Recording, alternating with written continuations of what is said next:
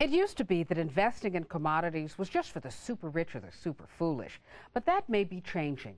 Tepid stock market returns the last few years have lots of people taking note of the fact that for nearly 50 years, commodity futures have outperformed both stocks and bonds. And that's one reason intrepid global investor Jim Rogers continues putting his money into things such as soybeans and sugar. He says it's time to educate all investors. That's why he's written Hot Commodities, How Anyone Can Invest Profitably in the World's Best Market. Jim, why should commodities be a part of anyone's portfolio? Does everybody know that you used to be on the commodities floors? That you used to be not. A commodity trader? I know it. I want you to know she's good at all of this. Well, you know, Karen, as well as I do, that you can make a lot of money in commodities if you do your homework, and if you're careful, and if you invest properly. Karen, you know the study you yourself referred to showed that you would have made more money in commodities in the past 50 years than you would have made in stocks and bonds, and you would have done it with less risk, less volatility, and a better inflation hedge. You know that as well as I do. Well, the bad rap the commodity gets, of course, is that it's so risky. Horror stories abound. Karen, you know everybody's got a brother-in-law who lost his shirt in either soybeans or pork bellies or something, and that's because he didn't know what he was doing. He hadn't done his homework, and he bought it on very thin margin. He didn't put up much money. But you can buy soybeans the same way you buy IBM. You can put up 50% or 100% of your money, and you don't have to take those wild trading risks, short-term trading risks. Well, we've already seen a really big move in a lot of raw materials. Steel up 106% last year, and in fact, crude oil, lead, aluminum, copper, any of those industrial metals were up double digits. Is there any bang left in this book? Well, of course there is. There are going to be consolidations and corrections, and we're probably overdue for a consolidation in many commodities right now. But remember, between 1982 and 2000, we had a huge bull market in stocks. Well, there were some enormous setbacks along the way, but anybody who recognized that it was a long-term bull market in stocks made a fortune. That's what's happening in commodities. There'll be some setbacks. There's going to be one this year, I think, a big one, but take advantage of it. Buy more. Don't panic and dump. Buy more. How can an individual investor get in on it? Not everybody has the deep pockets that you do. Read Hot Commodities. There you go. That's the way to do it. No, what they should do is do their homework. Everybody knows something about sugar. Everybody watching this show knows something about copper. So start doing your homework. Find out the supply and demand. You can buy companies, you can buy futures, and futures are not nearly as dangerous as they're cracked up to be. I try to explain that in the book.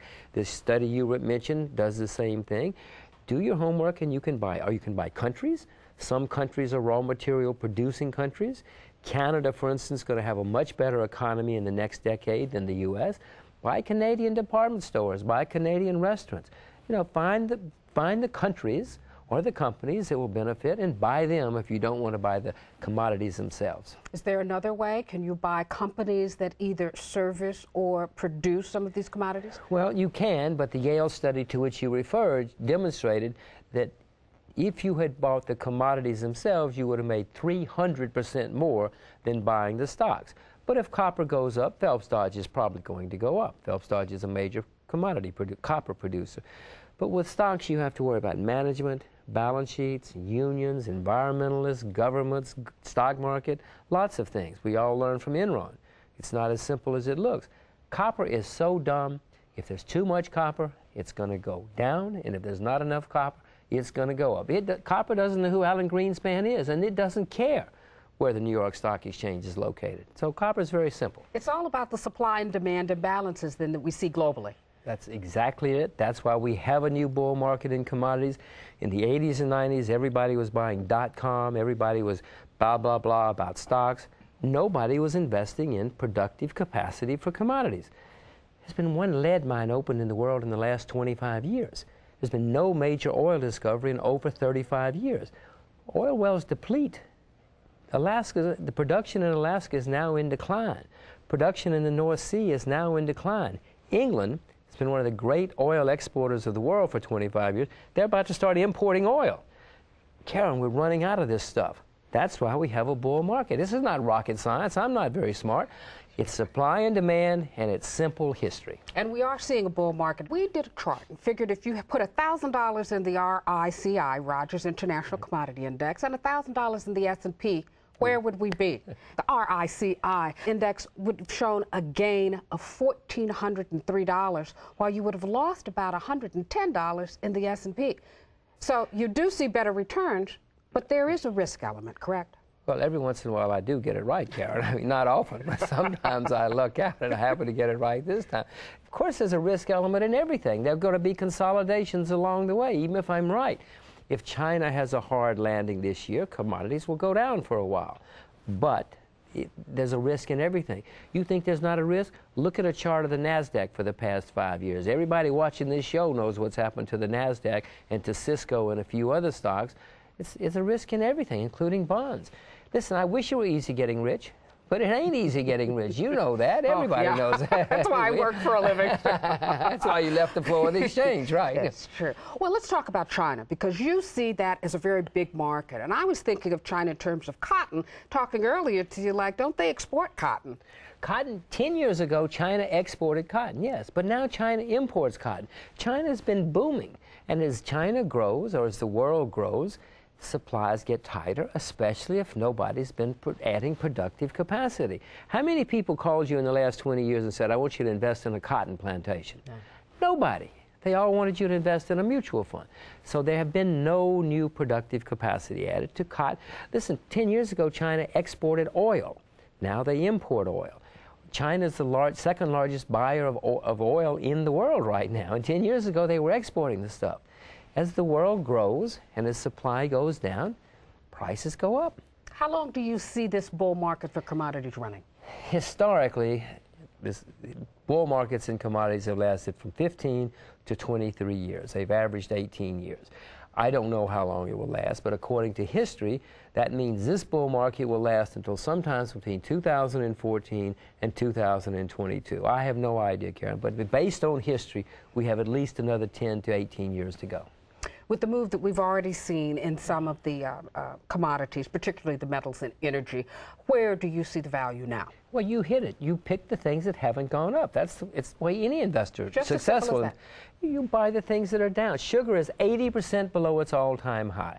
You look at things like soybeans. Soybeans are 70% below their all-time high. You remember beans in the teens? I certainly do. In the 70s, people used to say soybeans are going to the teens, to $13, $14, right? Floor. They never made it. No. They made it to $12.90. They never made it. That was close. Right.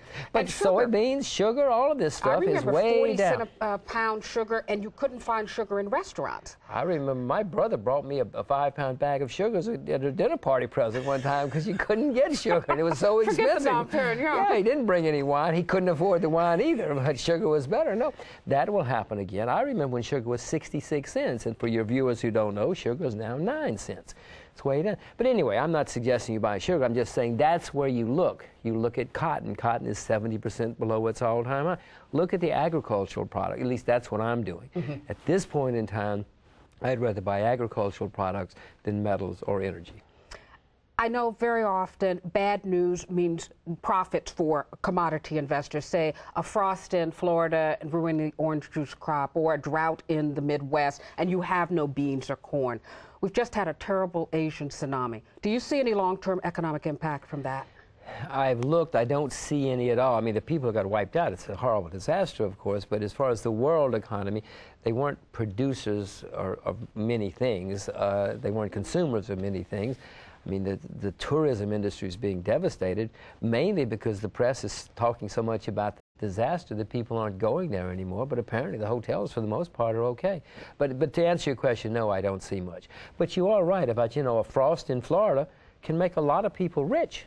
Can wipe out some people, but other people get rich. So you have to learn to think both ways. Jim, we know that commodity trading or commodity investing is not for everyone. You have to have a certain, I say, suitability requirement or so. But there are ways for small investors to get in on natural resources and raw materials. And some of them are mutual funds. I know the PIMCO, Commodity Real Strategy Return Fund, that's one of them. Merrill Lynch has a commodity fund. JP Morgan Fleming, Investec. Companies like, mutual funds like those. What's your thought? Well, that is a way. There's no question. Be careful, because most of the ones you mentioned actually buy stocks, of producers of raw materials rather than raw materials themselves.